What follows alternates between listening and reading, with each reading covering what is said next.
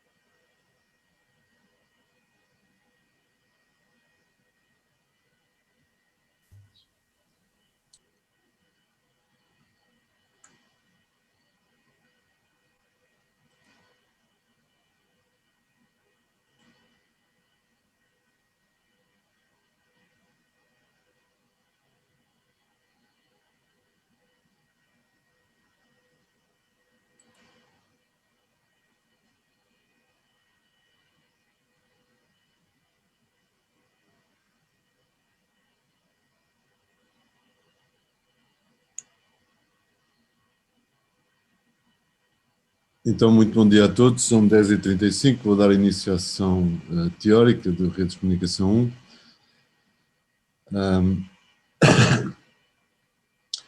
Nas aulas práticas, temos nos concentrados na questão das camada 1, física e camada de ligação, e, portanto, vamos, à medida que vamos avançando no semestre, vamos subindo nas camadas protocolares. E hoje vamos finalmente chegar à camada de rede, onde está um protocolo IP, de Internet Protocol, que já usamos porque, digamos que é uma condição básica para que eu possa fazer um teste de conectividade entre dois equipamentos de uma rede, e, portanto, já fomos forçados a fazer isso, mas agora vamos entender melhor qual a função deste protocolo IP, quais as suas características e a responsabilidade deste protocolo no âmbito das redes de comunicação de dados. O principal objetivo deste protocolo é garantir a entrega de dados de um dispositivo para o outro. Esse é o principal objetivo e, para o efeito, ele tem que implementar regras, e a primeira dessas regras é a questão do endereçamento. Ao nível da camada física e de ligação, já falámos em endereçamento ao nível dos endereços físicos e do endereço MAC, Medium Access Control Address. E, portanto, surge novamente a questão do endereçamento, agora ao nível da camada 3 de rede. Portanto, hoje vamos nos concentrar na questão do endereçamento e depois na próxima sessão vamos nos concentrar numa das funções que garante a entrega de um pacote IP, que é a questão do encaminhamento. Mas lá iremos. Para já, hoje, essencialmente, a questão do endereçamento. Antes de vermos como é que o IP define a questão do endereçamento, vamos caracterizar este protocolo IP. Primeiro, referir que há duas versões deste protocolo, a versão 4, que é aquela que nós vamos estudar nesta unidade curricular. Depois vocês vão ter a oportunidade de estudar a versão 6 em redes de comunicação 2, se não estou em erro. Para já dizer que a versão 4 do protocolo IP define um conjunto de 32 bits para a questão do endereçamento, enquanto que a versão 6 utiliza 128 bits. E, portanto, naturalmente que o espaço de endereçamento da versão 6 é 2 levantado a 128, que é substancialmente superior ao espaço de endereçamento da versão 4, que é apenas 2 levantado a 32 bits. Okay? Mas ainda assim não quero falar muito sobre a versão 6, fica apenas esta referência: 128 bits é o endereço IP na sua versão 6, 32 bits apenas, entre aspas, para a versão 4. E nós vamos nos focar sempre na versão 4. Tudo aquilo que é dito sobre o IP é relativo à versão 4 deste protocolo e não à versão 6.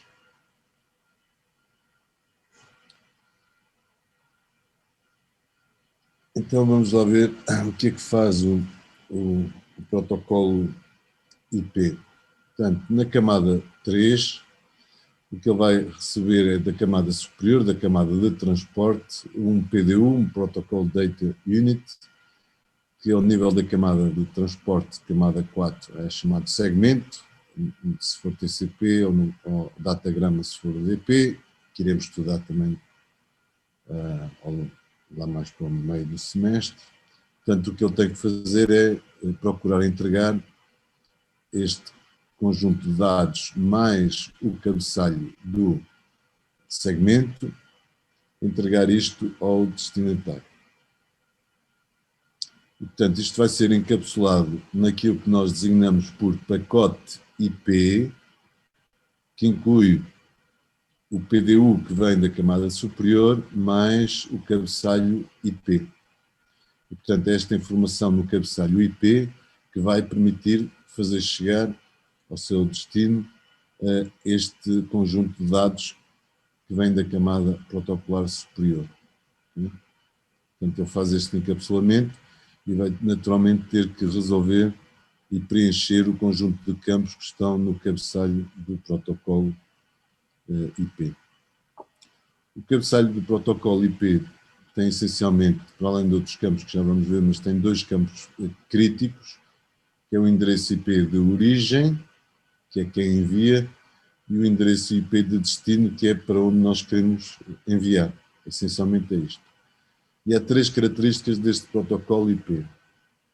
O primeiro é connectionless. Isto quer dizer que não é orientado à conexão. Dito de outra forma, não tem que haver o estabelecimento de um canal, um estabelecimento prévio de um canal entre a origem e o destino, para que a origem, a source, decida enviar um pacote IP. Okay? Depois, uma segunda característica é um protocolo de best effort, melhor esforço. E, portanto, o que é que isto quer dizer? Bom, o protocolo vai enviar o pacote IP para a rede, mas não tem qualquer garantia de que esse pacote vai chegar ao seu destino. E, portanto, é um protocolo que não é fiável. Ainda assim, estamos a usar neste momento o IP. Portanto, mas o IP é um protocolo que não é fiável, porque não garante que o pacote IP chegue ao seu destino. E tem uma outra característica que é importante, que é independente do meio de transmissão desse pacote IP. Isso são as três características principais do Internet Protocol. Isto é válido para a versão 4 e para a versão 6. Portanto, connectionless, o emissor, o sender, não sabe se o receptor está presente, eu diria mais, não sabe, não quer saber e não tem raiva de quem saiba. Okay? Portanto, isto é connectionless. Isto tem uma analogia com o serviço de postal que nós podemos usar. Está a cair em desuso, naturalmente sabemos isso, mas quando alguém quer enviar uma carta para alguém, não vai primeiro contactar a pessoa, dizer, olha, vou-te enviar uma carta. Não, faz a carta, coloca o remetente, coloca o destinatário e põe no marco de correio. E aqui o princípio é exatamente o mesmo. Do lado do receptor também não sabe quando é que vai chegar o pacote IP. Okay? Se ele estiver ativo na rede, quando ele chegar, trata-o. Se ele não tiver, paciência. Okay? A entrega com um princípio de melhor esforço.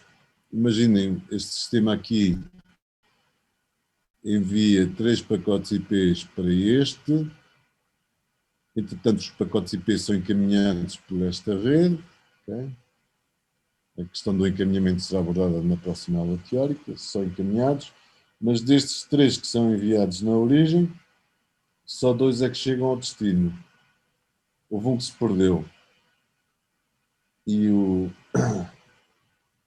o IP não tem qualquer mecanismo de descobrir que este terceiro pacote IP foi perdido. Não tem forma de descobrir isso, não quer saber. E porquê? Porque há camadas superiores que se vão responsabilizar pela questão da fiabilidade. Portanto, o protocolo IP é um protocolo não fiável, unreliable, não fiável.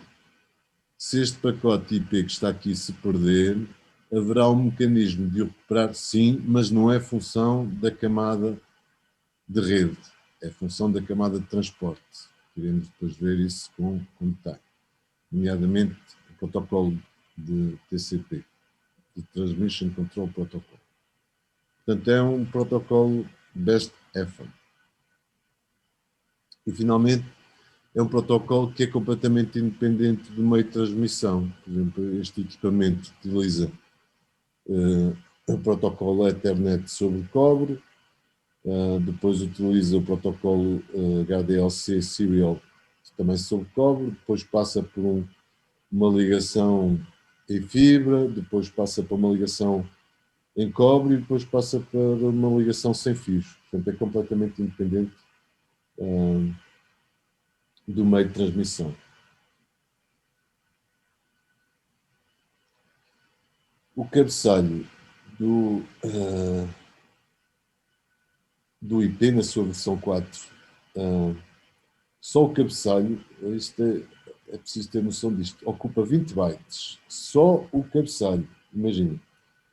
Se o dado que eu quiser enviar de uma origem para um destino for apenas um só byte, e por exemplo, quando eu estou numa sessão de telnet com um sistema remoto e digito uma tecla do teclado, o código ASCII dessa tecla digitada é enviada num pacote IP até ao seu destino, e imaginem, o código ASCII dessa tecla digitada vai num contentor, num pacote IP, que em termos de dados nesta zona ocupa apenas e só 1 byte, que é o código ASCII da tecla que foi digitada, mas para isso precisa de um contentor, de um pacote IP, e só o cabeçalho desse contentor são 20 bytes. Isto para dizer o quê? Este protocolo IP é muito pouco eficiente.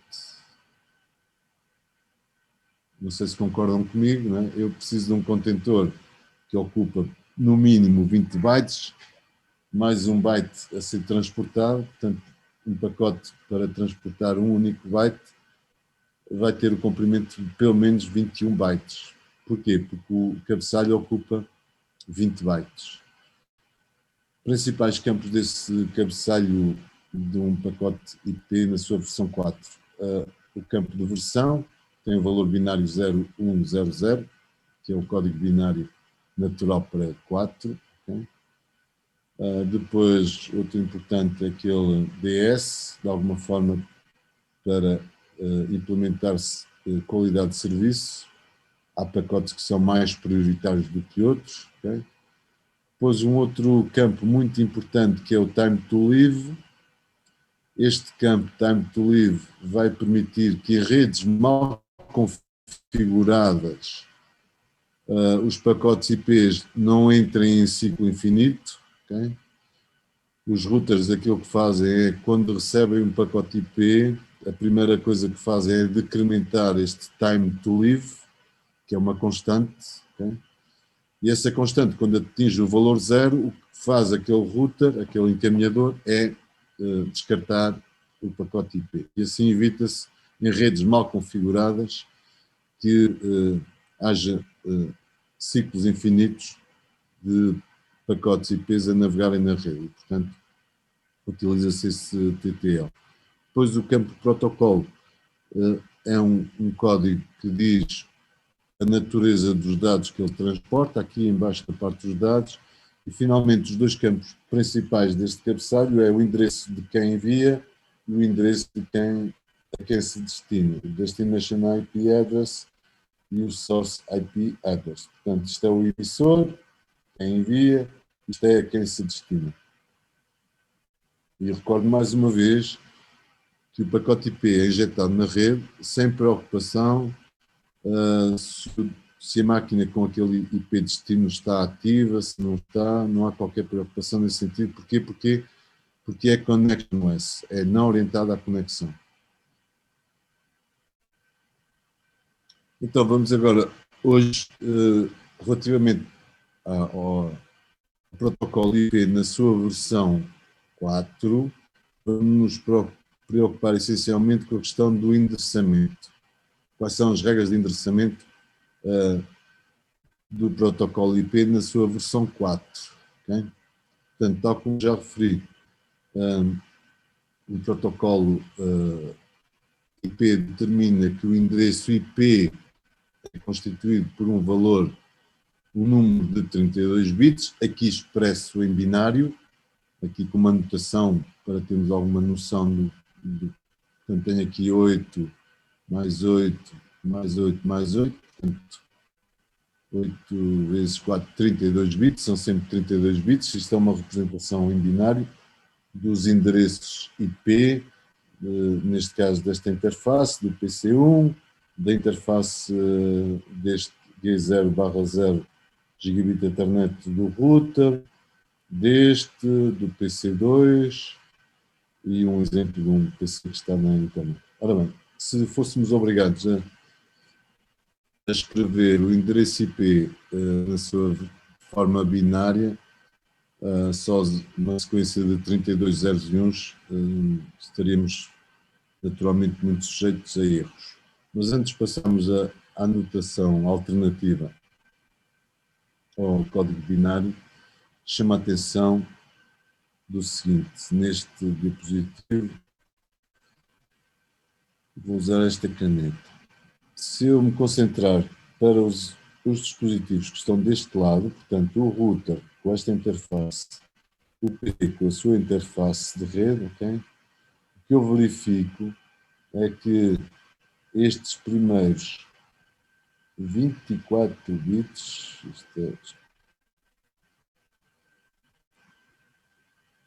okay?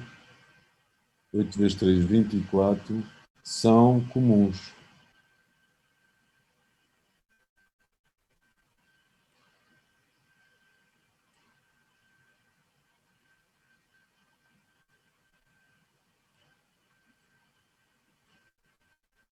Quer para esta rede A, esta LAN A, quer para esta LAN B. São diferentes da LAN A para a LAN B, são, mas aqui se eu comprar estes primeiros 24 bits, eles são iguais.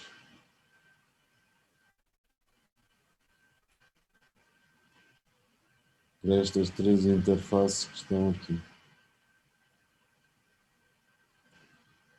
Isso tem um significado, já vamos ver a seguir. Tá?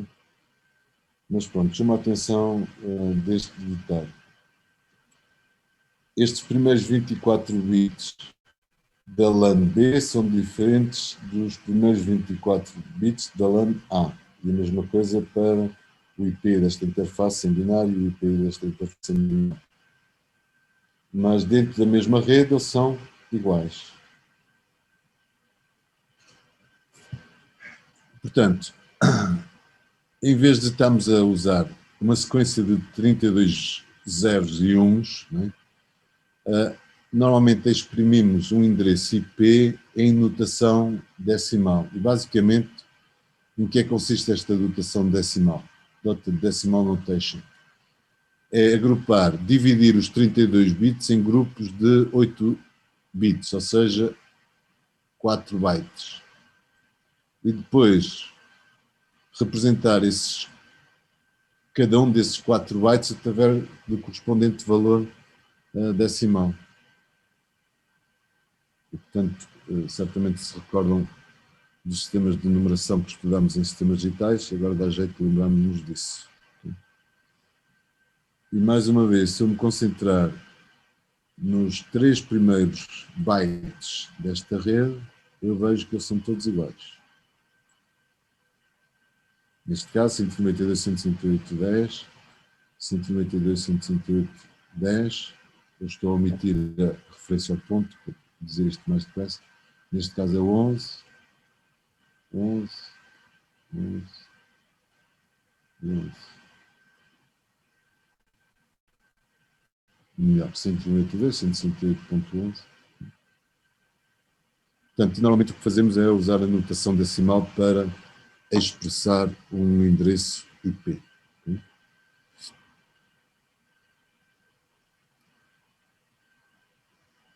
E, portanto, qualquer endereço IP de 32 bits é subdividido em 2 partes.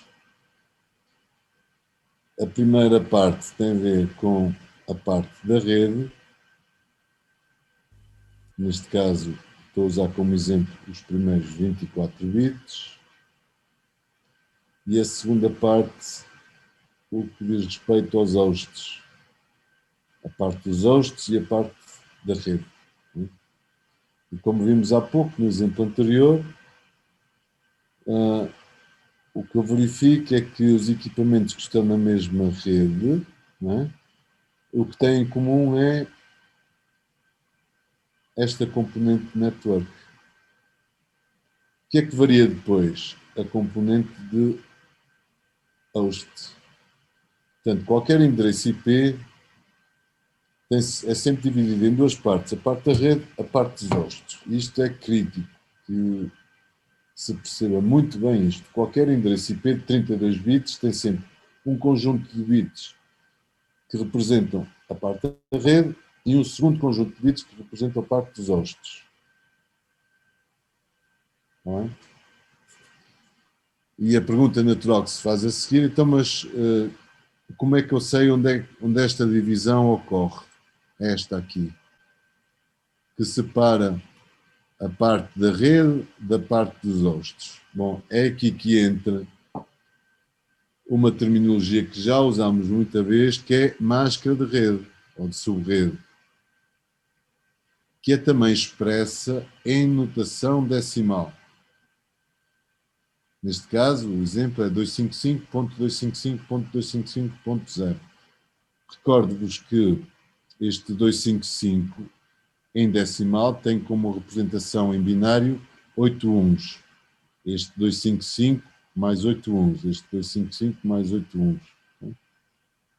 Portanto, é aqui que entra o conceito de máscara. E, portanto, a bem dizer, o endereçamento IP na sua versão 4 só fica completa depois de eu especificar o valor do IP e da respectiva máscara. Se eu só tiver o IP e não tiver a máscara, eu não consigo partir aqueles 32 bits do endereço IP no que diz respeito à rede e no que diz respeito aos hosts. Portanto, corretamente nós deveríamos dizer que o endereço IP é constituído por 2 valores de 32 bits. Um é o endereço IP, o outro é o valor da máscara. Portanto, e este par de valores de 32 bits que, conjugados, constituem o endereçamento IP de um host. O valor do IP e o valor da máscara. E normalmente sempre em notação decimal. Okay? Portanto, basicamente, a função da máscara é dizer qual é o conjunto de bits que dizem respeito à componente rede. E automaticamente sabemos qual é o conjunto de bits que dizem respeito à componente de hosts. Portanto, cá está o mesmo exemplo. O endereço IP na sua versão 4, 192.168.10.10, com agora a máscara, okay? 255.255.0. E este par de valores que permite identificar quais destes bits aqui dizem respeito à rede e quais os que dizem respeito à parte dos hosts.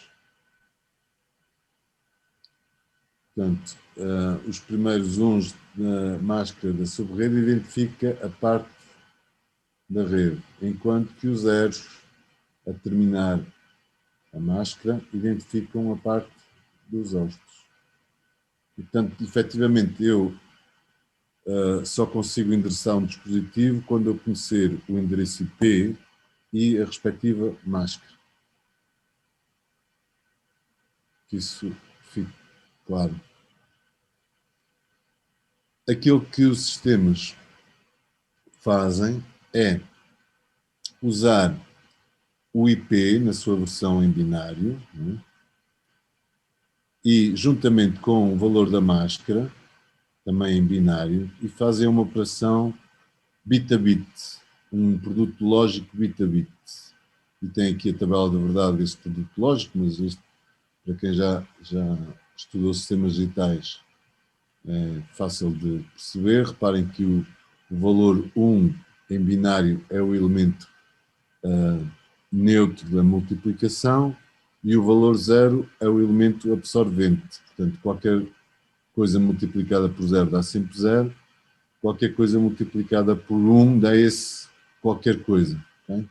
Portanto, o que é que fazem os sistemas? É usar o endereço IP em binário, 32 bits, consideram a máscara que lhes foi associada, portanto, cá estão os dois valores que são críticos para a questão do endereçamento, e do produto binário resulta o endereço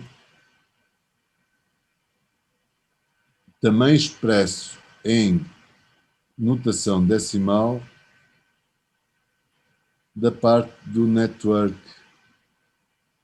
Neste caso, para este exemplo, é o 192.168.10.0.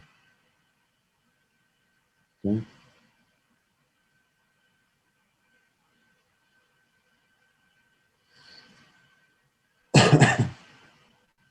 Alguma questão que queiram colocar?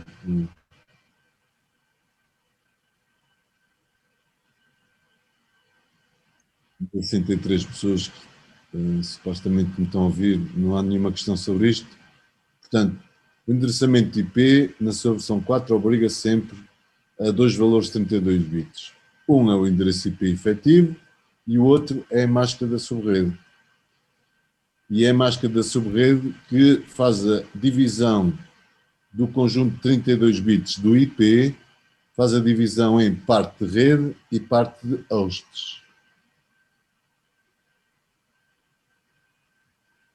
Bem, se não há dúvidas, eu vou continuar. Diga. Eu não percebo muito bem qual é que vai ser o propósito disso do ending. Qual é o propósito? Sim. É assim, um exemplo muito simples. Há um equipamento numa rede que tem o endereço IP 192.168.10.10 com uma máscara 255.255.255.0.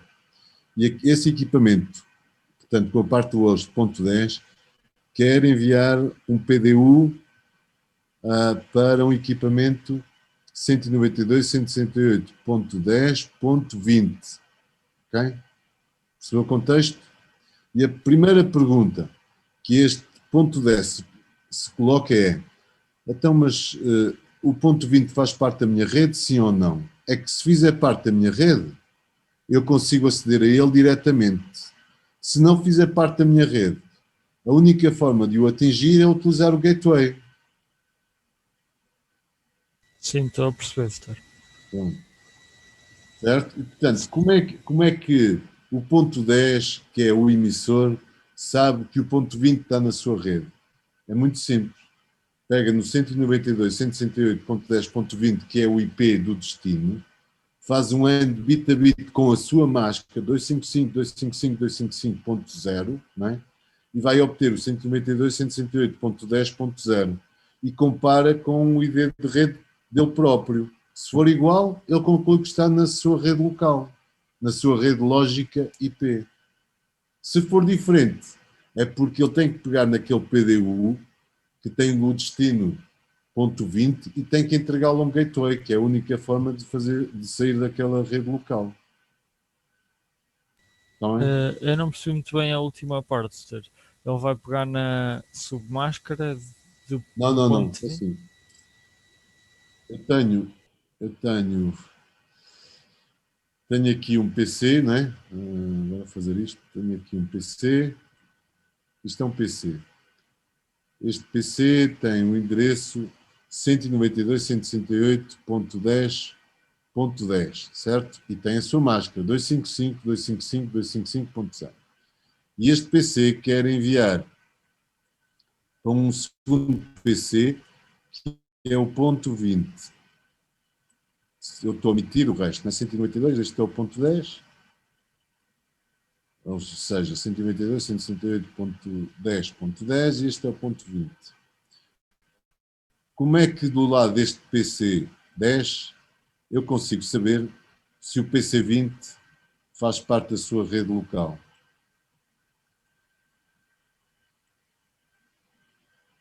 Aquilo que vai fazer o PC 10 é o seguinte: ele quer enviar para o 192.168.10.20. Pega nesses 32 bits, pega na sua máscara 255.255.255.0 e faz um AND bit a bit. Qual é o resultado que o PC1 obtém? Obtém o valor 192.168.10.0. Quando ele fez deste IP com a sua máscara. Logo, o PC10 conclui que o IP 192.168.10.20 está na sua rede lógica IP. Não sei se ajudou Sim, a... sim. Então ele vai pegar na máscara do ponto 20, certo? Não, ele não sabe, pá. Ok, ok. É Então, sempre ok. a sua máscara. É sempre a sua máscara, que é o que ele Sim, sabe. sim, A exato. máscara do outro ele não sabe, não é? Ok, Ele sabe a sua máscara. Não é? Agora, o que ele consegue com a sua máscara é determinar a parte do network address, do seu network address. Então, vai para o IP destino, que é o ponto 20, vai fazer a mesma coisa. Se fizer bit a bit o 192.168.10.20 com a sua máscara, porque ele do 20 não sabe, vai obter que valor? Vai obter 192.168.10.0 e chega à conclusão que é o mesmo ID da rede, o mesmo network address. Então, a conclusão do PC10 é que o ponto 20 está na sua rede. E, portanto, vai conseguir atingir diretamente sem recorrer a nenhum encaminhador intermediário.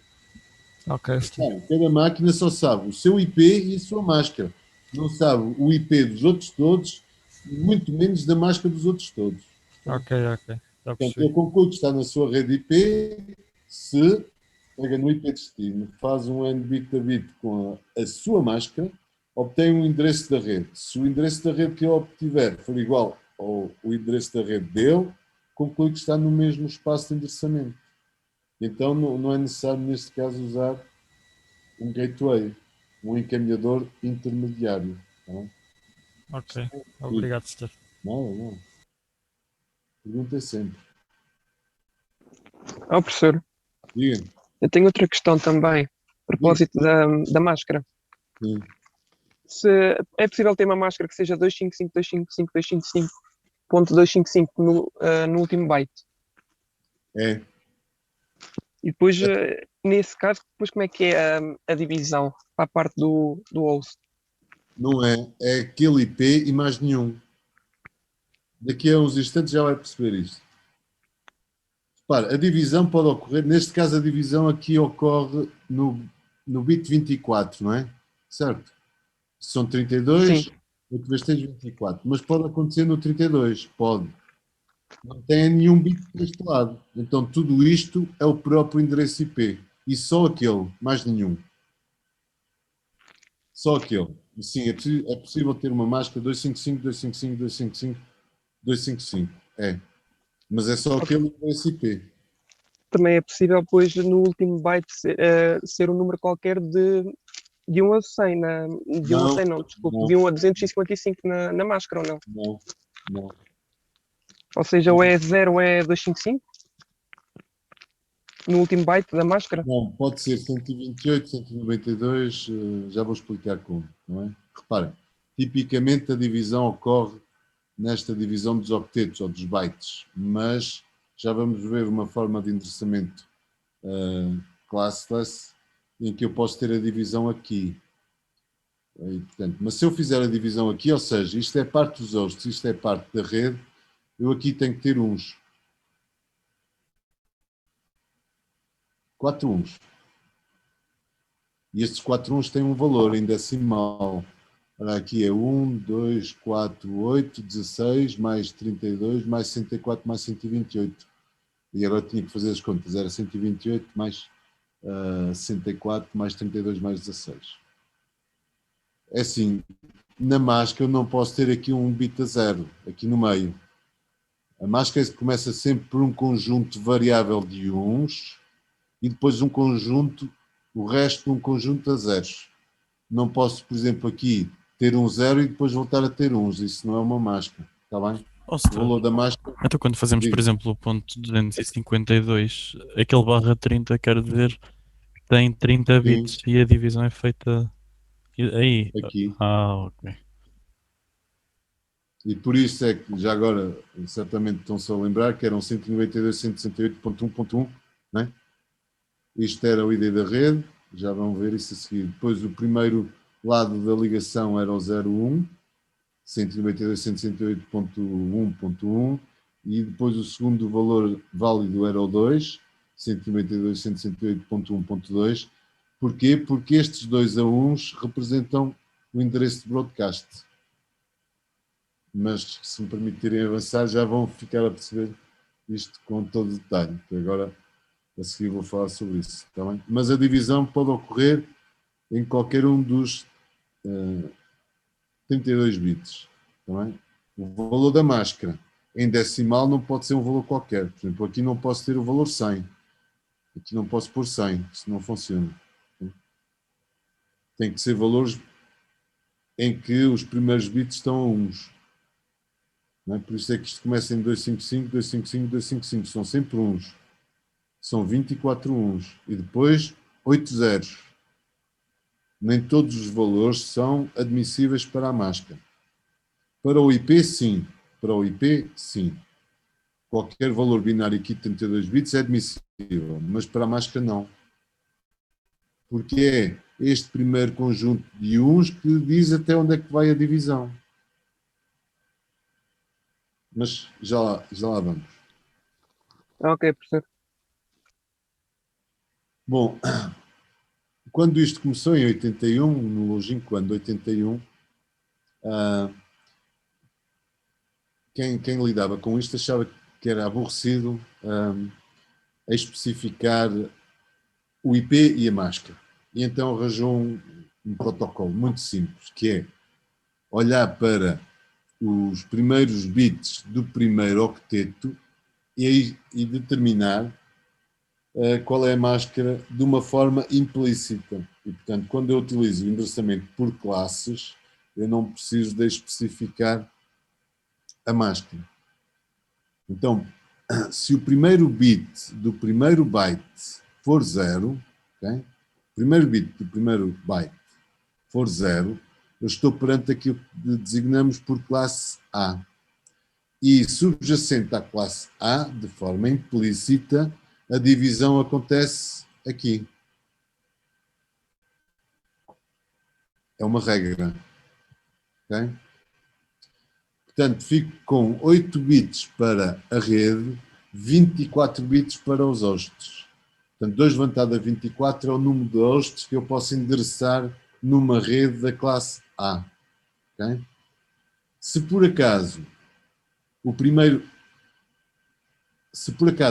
bit do primeiro byte for 1 e o segundo for 0, estou perante uma classe B.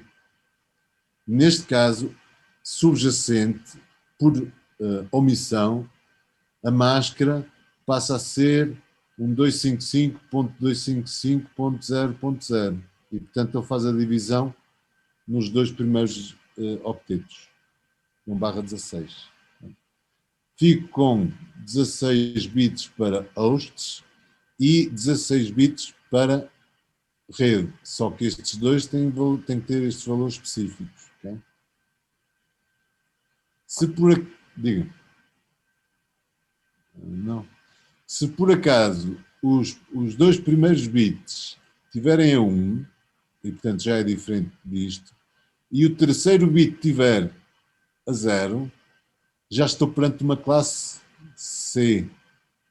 E numa classe C, por omissão, a divisão acontece aqui neste /24. Portanto, os primeiros 24 bits dizem respeito à rede e os últimos 8 bits dizem respeito aos hosts.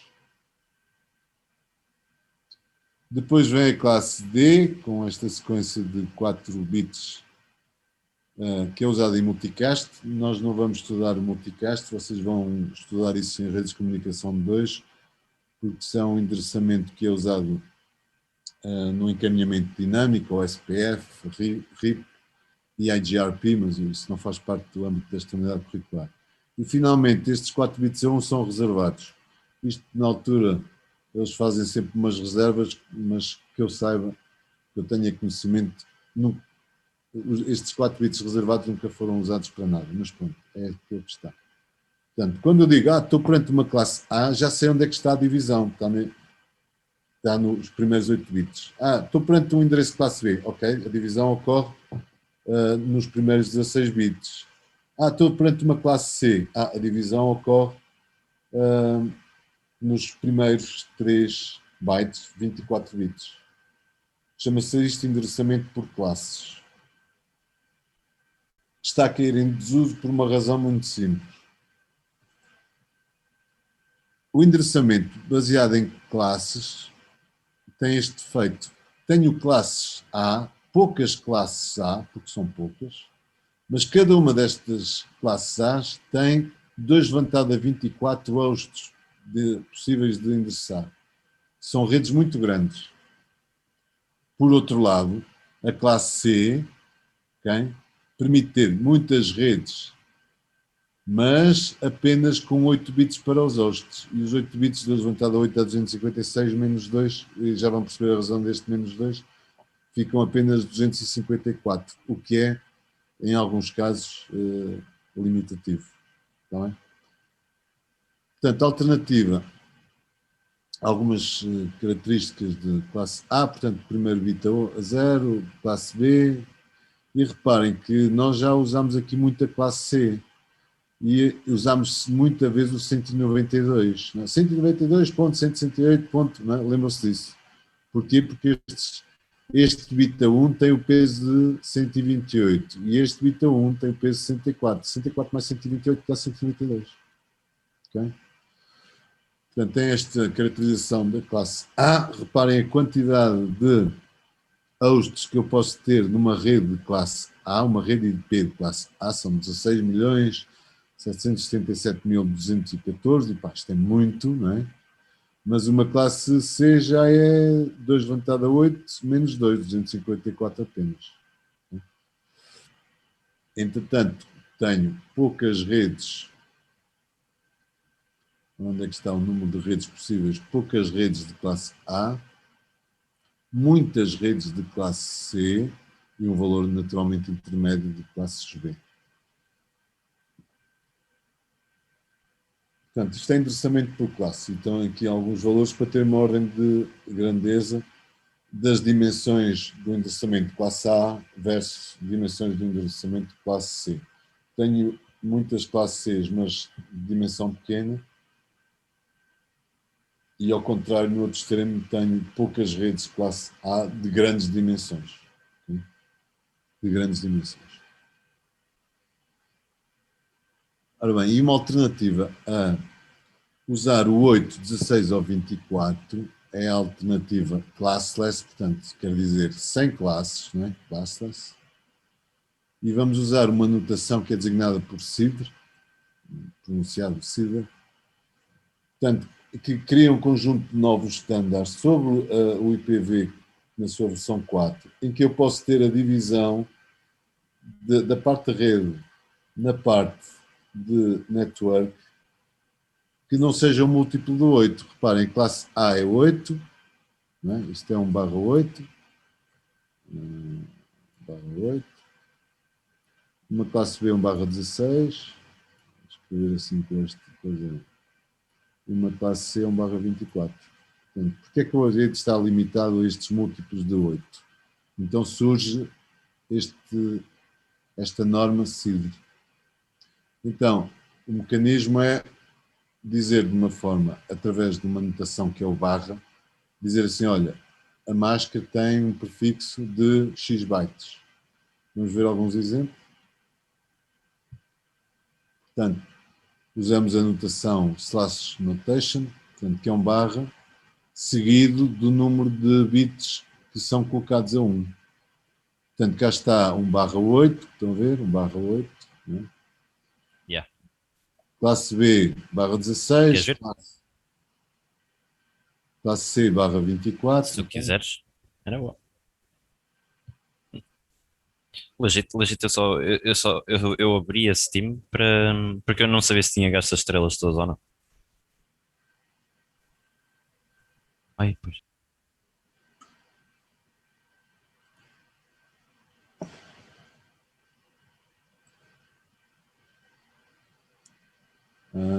Espero que me estejam a ouvir.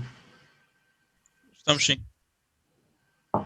Bom, então vamos ver a notação CIDR e acho que fica claro que há determinados valores para a máscara que não são possíveis.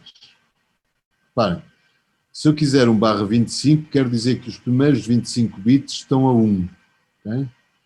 E portanto aqui é 255.255.255.128, okay?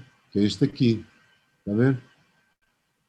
Por exemplo, não posso ter uma máscara .129, é só .128.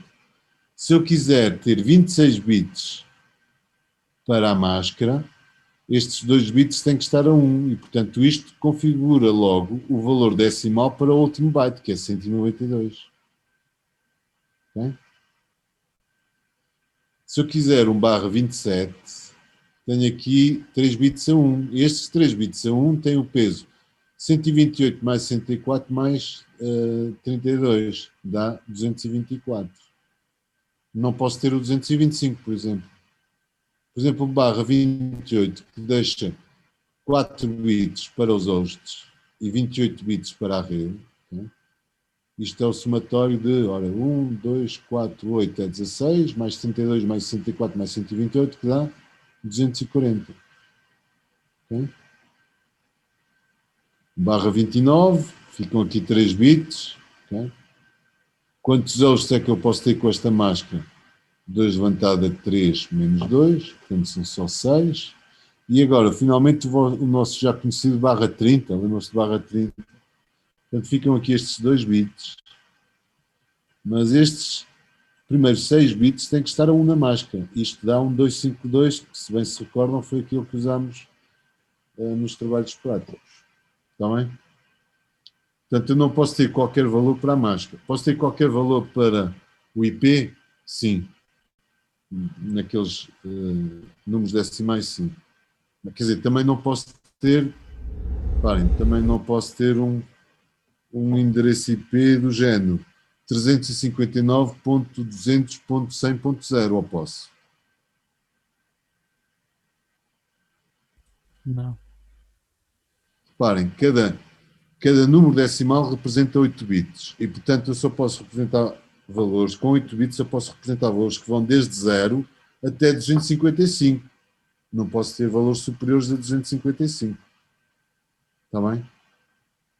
Para a máscara, o número de valores decimais que eu posso usar ainda é mais restritivo porque obriga a que os primeiros bits estejam sempre a 1 e depois, quando quero a transição, daqui para a frente é tudo zeros. Não posso ter aqui este bit a 1. Isso não é um valor adequado para a máscara. Portanto, um 255.255.255.193 não é um valor em notação decimal correto para, para a máscara de uma rede. Está Está bem? certo. Diga. Também dá para ter, por exemplo, 1/3 ou 1/4. Dá sim, senhor. Ok. Se ficasse 1/3, a máscara em decimal seria, ora, 3, vou já usar aqui, seria 224.0.0.0. Concorda? Penso que sim. 224, estou a usar aqui para fazer Sim. estes três aqui. Quer dizer outro qualquer, por exemplo, em vez de, por exemplo, /10. /10 aqui, não é? /10. Qual Sim. é o valor de máscara para 1/10? É Ponto. 255.192. Exatamente. Ponto 0.0, não esquecer. Sim. Certo? Aqui uma divisão intermédia, aqui sim. Aqui. Se eu quiser a divisão aqui, qual é o valor da máscara? 255.255. Olha, 240. 140.0. Ok? Sim. Aliás, esta é uma tabela que devem ter sempre a acompanhar-vos. Ok, então vou continuar. Até porque o tempo já escassei. Então, quando eu tenho a combinação de IP e máscara, basicamente o que eu estou a definir é o espaço de endereçamento associado àquele host. Qual é o seu espaço de endereçamento? Basicamente é quais são os IPs que fazem parte do seu espaço de endereçamento. Dito de outra forma, quais são os hosts que fazem parte da sua rede lógica IP e que, em princípio, serão atingíveis em termos locais. Não preciso me socorrer de uma gateway para endereçar um desses equipamentos. Portanto, vejam um exemplo. Eu especifiquei agora, utilizo já a notação CIDR, que é efetivamente mais fácil, mas já vos estou a avisar de uma coisa. A notação CIDR não é admitida, a notação CIDR não é admitida nas linhas de comando do sistema operativo da Cisco, do Cisco iOS, Internet Work Operating Systems. E, portanto, eu, quando tiver que dizer qual é a máscara, tenho que escrever 255.255.255.0 neste caso. Não posso pôr /24, eu não aceito. No entanto, isto não é válido para todos os sistemas operativos. No entanto, para o Linux, ele já aceita o barra qualquer coisa, já aceita a notação CIDR para especificar a máscara. Epá, depende dos sistemas. Então vamos lá ver o que é a caracterização do espaço de endereçamento conhecido, o IP e a máscara. Okay? E aqui está na notação CIDR. Portanto, a máscara com /24 já é a nossa conhecida, 255.255.255.0. E, portanto, o primeiro valor que eu tiro disto é o endereço de rede. O endereço de rede caracteriza-se por ter, neste caso, os primeiros 24 bits fixos, não é? E tudo o resto a zeros. Portanto, isto é o Network Address. O Network Address, somado a 1, dá o primeiro IP deste espaço de endereçamento. 192.168.10.1. Reparem que isto é comum. Isto, lá está outra vez, é comum. E a parte dos hosts está a partir daqui. Portanto, o primeiro IP usável é o Network Address mais 1. Depois, um outro endereço que é específico é o endereço de broadcast. O endereço de broadcast caracteriza-se por ter, na parte dos hosts, todos os seus bits a 1.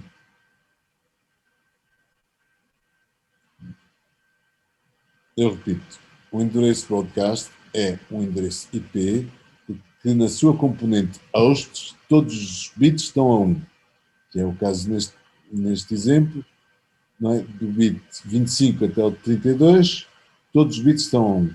Okay? Isto é que é o endereço de broadcast. E a notação decimal é o 255. E este endereço de broadcast vai ser usado para permitir que um host envie a mesma mensagem para todos os hosts daquele espaço de endereçamento. O último IP usável é o endereço de broadcast menos 1. E por isso é que aparece aqui o 254. Ok? Portanto, isto é a caracterização do espaço de endereçamento, conhecido o endereço IP e a máscara. Se eu só conhecer o endereço IP, das duas uma, ou trabalho com classes e a máscara é subentendida, é implícita, ou então tenho que usar a especificação explícita da máscara com a notação decimal, ou então a notação CIDR com barra qualquer coisa. Okay? Agora, efetivamente, o IP e a máscara têm que estar sempre presentes. Agora, se eu usar endereçamento por classes, está implícito. Ou então tenho que explicitar. Basicamente é isso. Usando notação decimal ou usando a notação CIDR, nos casos em que o sistema aceita a notação CIDR. Que não é o caso dos equipamentos Cisco. Já ficam a saber. Tá?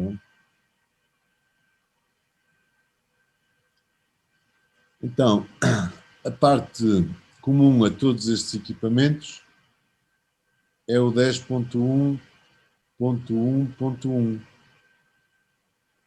porque ele está a usar uma máscara 255.255.255.0. Portanto, posso atribuir os IPs, este é o 10, este é o 11, 12 e este é o último IP usável e este é o primeiro IP usável, que é atribuído à interface do router.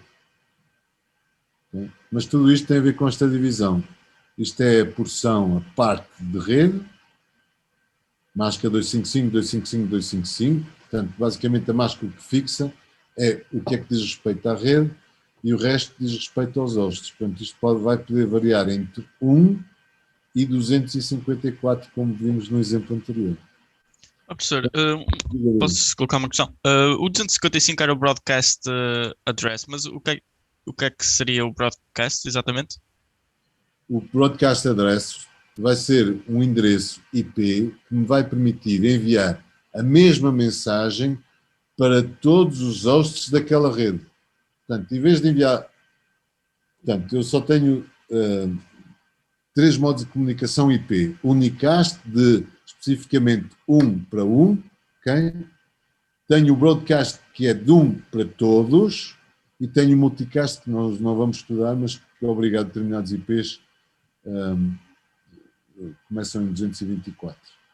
Mas o broadcast, o endereço de broadcast vai-me permitir que uma máquina desta rede, por exemplo, se esta máquina .10 quiser enviar a mesma mensagem para todas as máquinas que estiverem nesta rede local, ele pode enviá-la com o endereço IP destino 10.1.1.255. Ok, obrigado. Então, isto é que é o endereço. Professor, Diga. outra questão. Aquela situação onde que nós falamos ontem na aula, que envia o ARP request onde a mask vai toda a 1, isso é considerado um broadcast? É, mas ao nível das tramas Ethernet, ao nível de trama Ethernet. E eu Ok. agora ao nível de pacotes IP. Tudo bem, ok, perceber. O conceito é o mesmo, certo? O conceito é o mesmo. É broadcast, é chegar a todo lado. Mas ontem era no contexto das tramas Ethernet e hoje é no contexto de pacotes IP. Está bem? Ok, professor, obrigado. Então, isto é o endereço de rede, 10.1.1.0. Portanto, reparem que estes 8 bits estão a 0, da parte dos hosts. Não é? Depois, o host address, este é o 10. Portanto, aqui é um exemplo, 10. Este é o 11, 12. E depois o broadcast. O primeiro host é o 10.1, que foi aqui atribuído. O último é o 1.254, tem este valor, e finalmente o endereço de broadcast, que é o tal que referi há pouco, 10.1.1.255. Portanto, esta máquina aqui pode enviar a mesma mensagem para todos estes, se utilizar este endereço 10.1.1.255. Bem? Bom, e agora vamos ver a caracterização das redes com base em classes, não usando classes ou usando máscaras. Okay? Nesta fase, a minha sugestão é que utilizem uma calculadora IP das muitas, das dezenas que existem na internet. Okay? Não quero sugerir nenhuma em particular. Eu vou-vos mostrar aquela que eu uso, mas apenas porque me interessa, porque gosto particularmente dessa. E utilizo esta aqui, que é o endereço URL está na página, como podem ver, este IP Calculator. Portanto, o que este sítio internet faz é calcular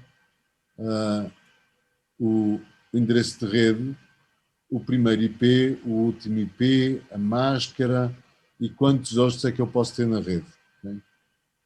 E usei esta calculadora para vos apresentar nestes PowerPoints. Por exemplo, uma classe C, não é? Isto é o 192, isto é endereçamento por classes, não é?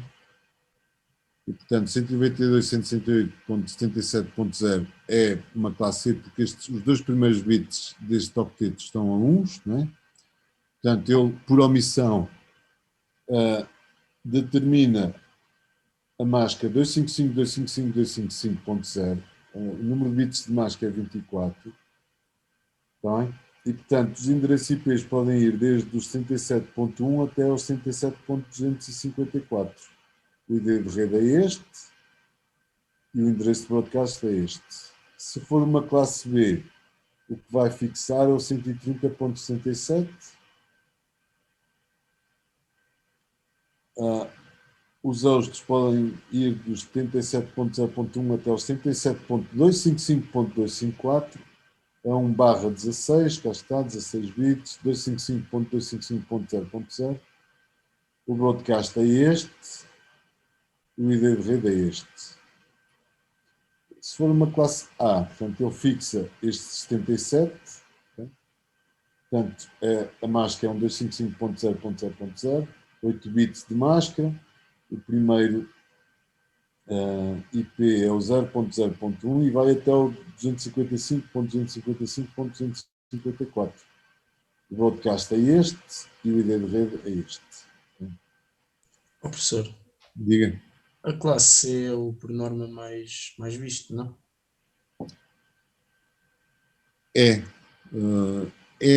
Já daqui a instantes vou falar na questão dos IPs públicos e dos IPs privados. Em nossas casas, todos os routers dos operadores são configurados para distribuir de forma dinâmica, por DHCP, IPs privados. E normalmente fazem-no recorrendo a uma classe C, a 192.168. Alguns operadores é o 0 e outros operadores é o ponto 1 no terceiro byte.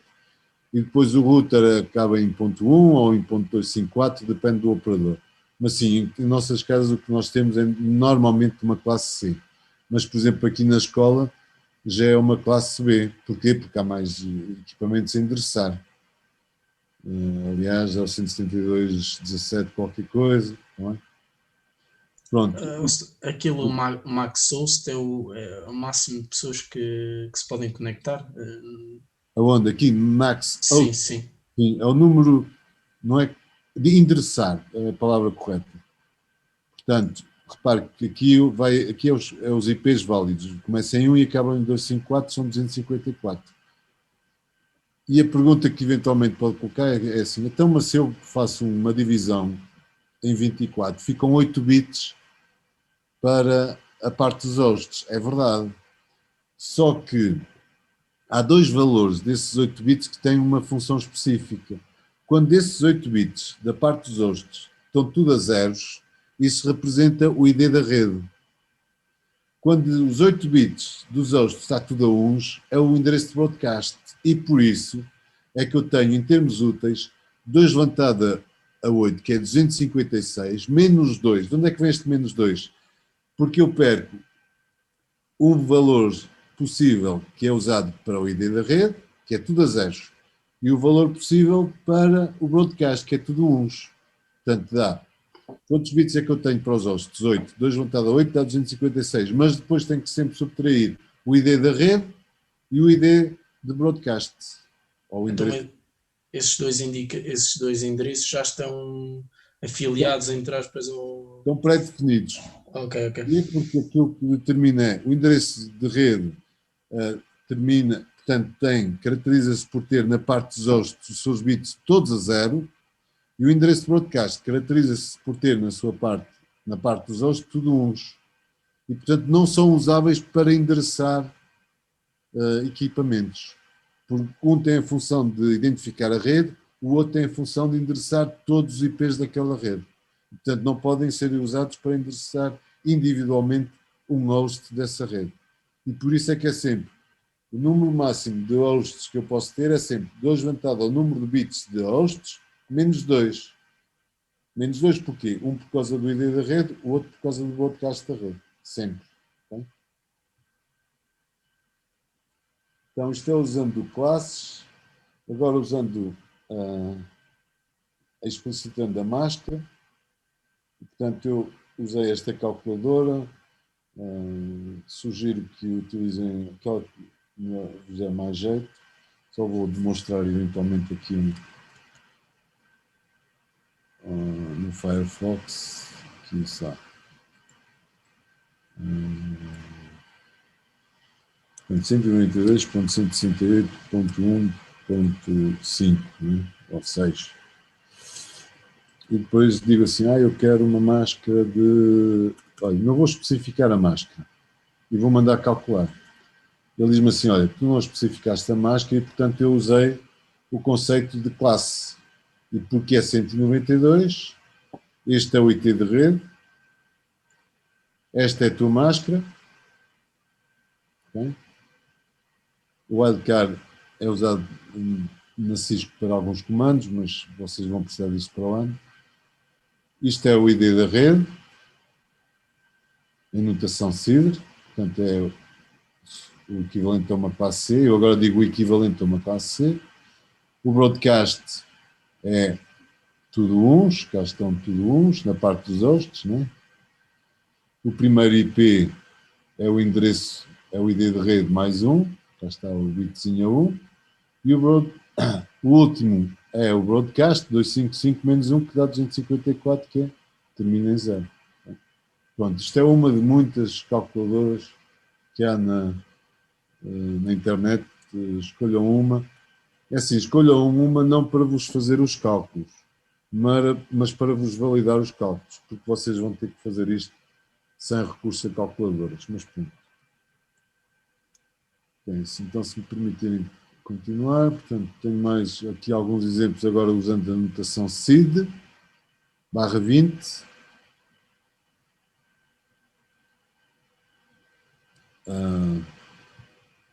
Número máximo de hosts. Quem é que dá ali 4094? Como é que foram feitas estas contas?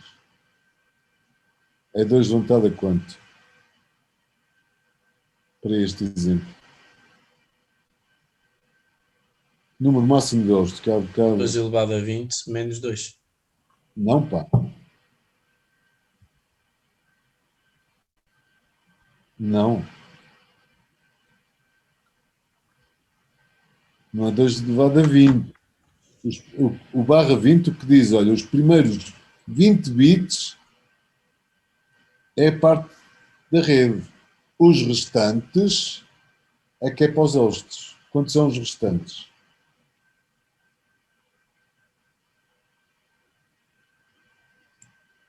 Então, estamos a trabalhar 12 bits. 12 bits. É 2 levantado a 12, que dá 4096 menos 2. Está bem? Portanto, devem usar essa máquina de calcular. Por exemplo, aqui, 1/21, quantos bits é que ficam para os hosts? 11. 11, ok? E, portanto, isto dá, estas contas, dá 2046. E já agora, neste exemplo, vejam, passo de 20 para 21, estou a diminuir os hosts. Diminuo, melhor, aumento 1 bit para a parte da rede, daqui para aqui, passo, em termos de hosts, a dividir por 2. Atendendo àquelas contas. Okay? Portanto, quanto maior o número de bits para a rede, menor naturalmente é o número de bits para os hosts. Quando incremento em 1 o número de bits para a rede, estou a dividir por 2 o espaço de endereçamento para os hosts. Oh, professor, peço desculpa, mas você para chegar aos ossos tem que tirar os 20 a qual valor?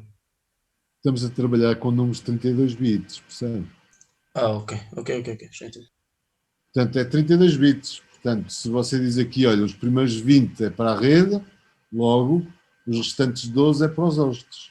Aqui o que está a dizer é que os primeiros 21 é para a rede, logo, os restantes 11 é para os hosts. Por exemplo, se for 1/8, a quantos bits é que tem para os hosts? 24.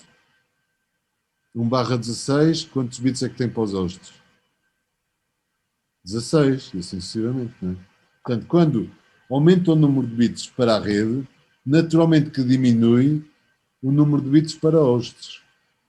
E quando normalmente se passa de k bits para a rede para k mais 1 bit para a rede, portanto, incremento de 1 bit para a rede, estou a dividir o espaço de endereçamento dos hosts em 2, porque isto é binário.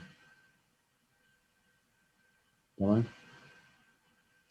E, portanto, a minha sugestão é que, com base nestes quadros que eu vou, daqui a bocado, publicar no Moodle, e depois, usando a calculadora que vocês quiserem, validem estes quadros. Está bem?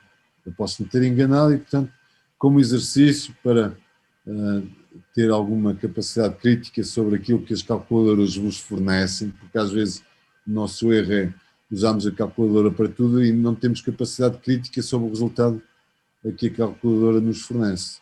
E de vez em quando nós enganamos a alimentar a calculadora e assumimos os resultados como certo. E aqui também o problema se põe. Não é? Portanto, desenvolvam essa capacidade de análise crítica sobre aquilo que as calculadoras IPs vos fornecem. Não aceitem tudo como certo. Mais alguns exemplos, portanto, isto é para, fica a sugestão para fazer isto em casa, tenho só um quarto de hora, portanto, isto é mais uma vez o exemplo da atribuição do endereço IP, portanto, aqui sou forçado a dizer qual é o IP e a máscara, portanto, não posso. E eu recordo que nós no Packet Tracer, lembram-se quando usávamos o 192.168.0.1, ele automaticamente sugeria a máscara, lembram-se disso? Porquê? Porque como eu não dizia nada sobre a máscara, ele utiliza o conceito de classes para determinar a máscara 255.255.255.0. E fizemos alguns exemplos em que começávamos em 10.1.1. qualquer coisa, e ele assumia a classe A. Não sei se se recordam disso. Bom. Comunicações unicast e broadcast e multicast. Já está, há bocado alguém falava nisto, mas quando estávamos a falar no ARC, estávamos a falar ao nível da trama Ethernet. Também há o conceito de broadcast no contexto de tramas Ethernet, mas aqui é o contexto de pacotes IPs. Portanto, unicast é este PC manda para aquela impressora, neste caso, né? O broadcast é este PC manda para todos da rede, e o multicast utiliza aqui um endereçamento muito específico, que começa em 224, que eu não vou falar, não é? Mas fica apenas a informação. Isto é a transmissão unicast, é de 1 para 1. a transmissão broadcast de um para muitos. Aqui utilizo o endereço de destino tudo a uns, mas posso não usar este endereço. Okay? Ele aceita isto, que é tudo uns, no endereço IP de destino, mas se isto fosse um /24, podia fazer o enviar da mesma mensagem para o 172.16.4.255. Isto é uma transmissão multicast, cá está o endereçamento muito específico, nós não vamos usar, vocês vão voltar a isto quando tratarem dos protocolos dinâmicos de encaminhamento, não é o caso nesta vez. E agora, sim, há pouco falei em IPs públicos e IPs privados. Os IPs lá de casa são normalmente dentro disto, ou isto. O mais comum até é este aqui. Isto depende do operador e depende da configuração do router.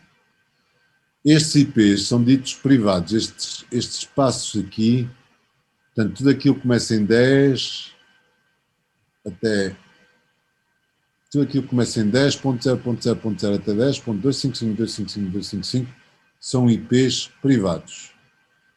Agora, isto é para uma classe A, portanto, numa grande organização, os IPs usarão este 10 e é uma máscara /8. Numa organização de média dimensão, normalmente utiliza o 162.16 ou 17, e utilizamos um /12 ou um /16, mas também são IPs privados.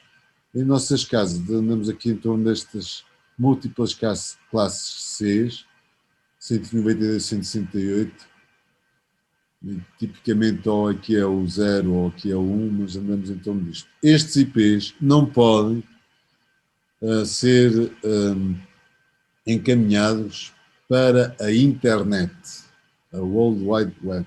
Okay?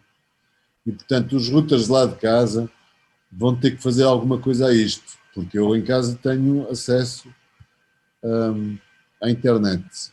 Depois iremos ver como é que isto é feito, através de um protocolo. Eu até tenho medo de o mencionar, mas vou mencioná-lo. É NAT. Agora, se alguém vos perguntar se vocês já falaram no protocolo NAT, a vossa resposta deve ser não. Quer dizer, houve uma referência a isto porque falámos de IPs públicos e IPs privados. Os IPs privados, que são estes aqui, não andam de maneira nenhuma na internet. Todos os outros endereços que não fazem parte destes 3 passos são endereços IPs públicos e esses andam na internet. Ok? Isso fica claro. Então, mas eu lá de casa, como é que acedo à internet? É através do NAT, mas isso são outros protocolos para outras sessões no futuro. Tá? Agora, já falaram no NAT, hoje, dia não sei das quantas, sim, houve referência ao NAT, mas não sei dar o NAT, já não sei, não quero saber e não tenho raiva de quem sabe, certo? Bom, vamos continuar. Professor, eu tenho só uma questão. Diga. Aí no primeiro IP privado, começa em 10.0.0, isso é usado em grandes organizações porque isso pertence à classe A, daí, Sim. e como pertence à classe A, permite ter bastantes hosts. Exatamente. Fazer Repare, isso. é um /8, né? Sendo um Exato. /8, você tem poucas redes, 10. Não são muitas, mas ainda tem aqui algumas, né? Mas usamos um /8. Ora, um /8 significa que ficam 24 bits para os hosts. 2 levantado a 24 dá qualquer coisa como 16.777.000 e qualquer coisa. Pronto, é um número grande. Portanto, as classes A, quem ainda utiliza classe A, são normalmente usadas em grandes organizações. Por exemplo, aqui a tecnologia utiliza múltiplas classes B dentro deste espaço de endereçamento IP privado. E lá em casa usamos normalmente uma classe equivalente a uma classe C dentro deste espaço de endereçamento. Não sei se respondi. Exato, sim, porque à partida numa área doméstica não vão ser necessários tantos hosts. Olha, Deve eu por ser isso, acaso não? vou testemunhar o seguinte: eu mudei de operador na semana passada e fui naturalmente ver qual era as configurações do router. Ah, e o router distribui IPs e uma,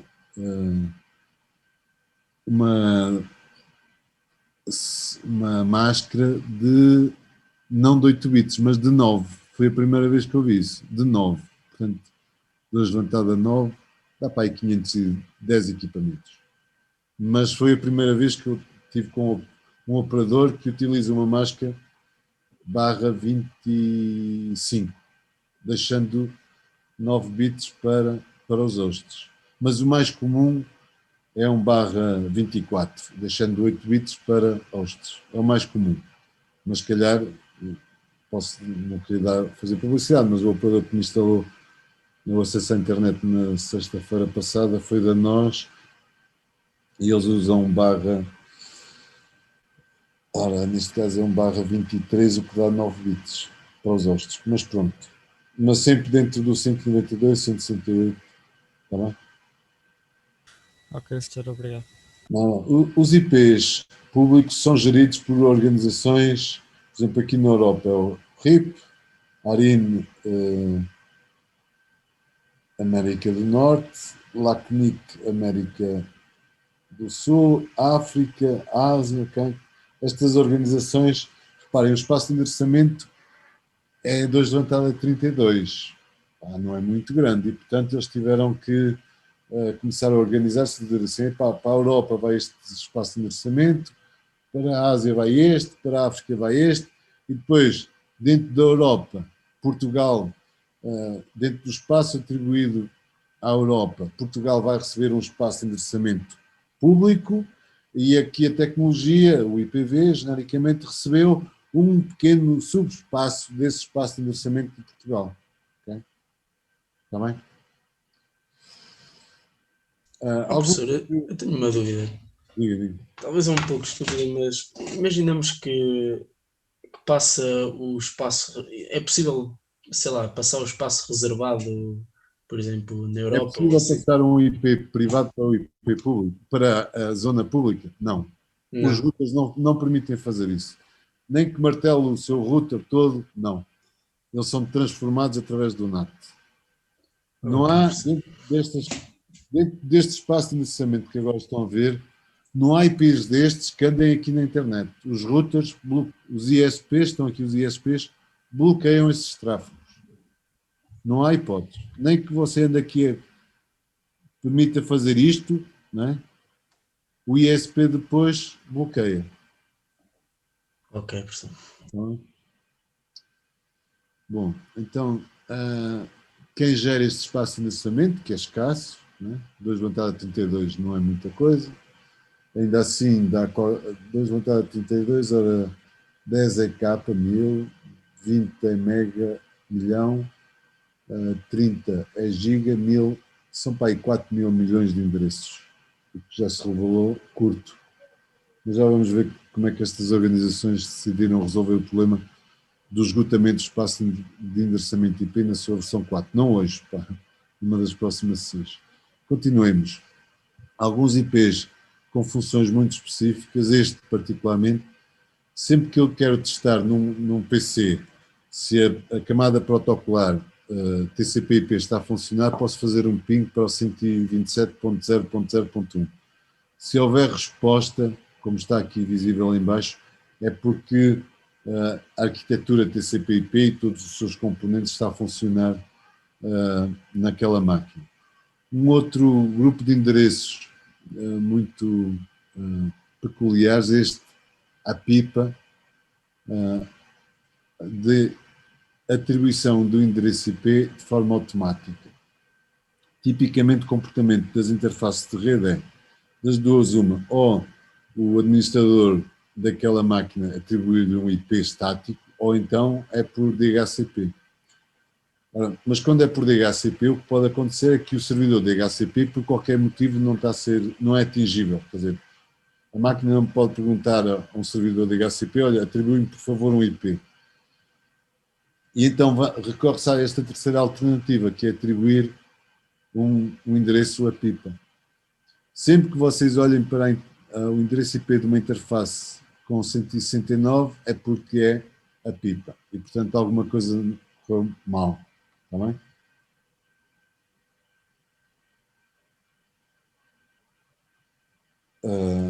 Bom.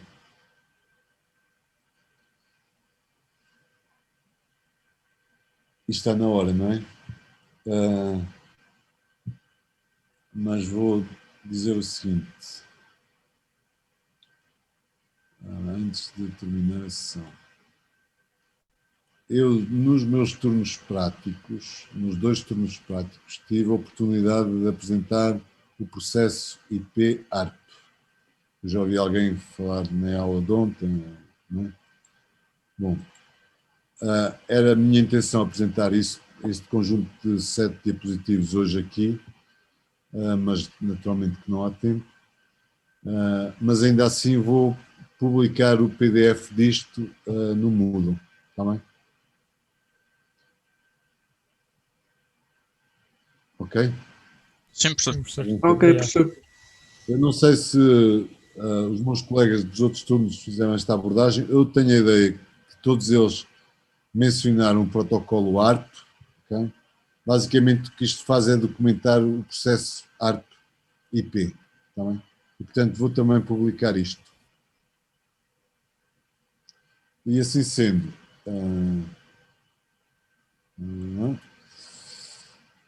obrigado pela vossa presença e participação, dá sempre jeito, e está mesmo na hora, até uma próxima oportunidade. Vou interromper o compartilhamento e dar por concluída a sessão. Obrigado, professor. Até à próxima. Obrigado. Deus, professor. beijinhos. Professor, até à próxima. Tchau, professor. Até amanhã.